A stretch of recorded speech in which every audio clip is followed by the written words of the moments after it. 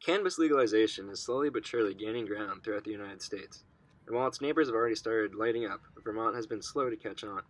Students in one UVM professor's class, however, are already preparing for a green future. I think there's a kind of a blackout on honest and forward-thinking conversation about cannabis. There has been until recently, and there's a whole bunch of reasons for that. So I think to make the study of cannabis as a social marketing, a public communications, a policy, a consumer, a business issue opens up that whole conversation for young people who have used cannabis, either medically or recreationally, or thinking about using it.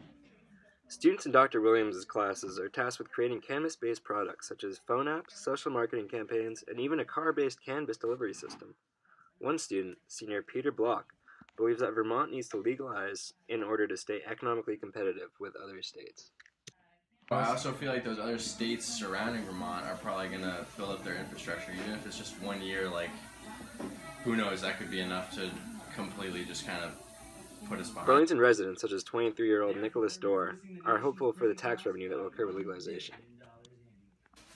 I think green tourism is something the state should be looking forward to. Colorado had $66 million in tax revenue off of marijuana in 2014 fiscal year.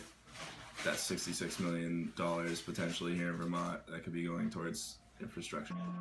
While legalization efforts are currently on pause in the House of Representatives, Dr. Williams is hopeful that with the help of businesses and young people alike, Vermont will one day be free to be green. The last thing I would say is I'm not a cannabis user, I never have been, but I do think it's time for Vermont to get real about cannabis legalization and regulation, and I think the young people of this state, whether they are here studying or live here or both, I think are going to drive this forward, and I hope they're vocal about it.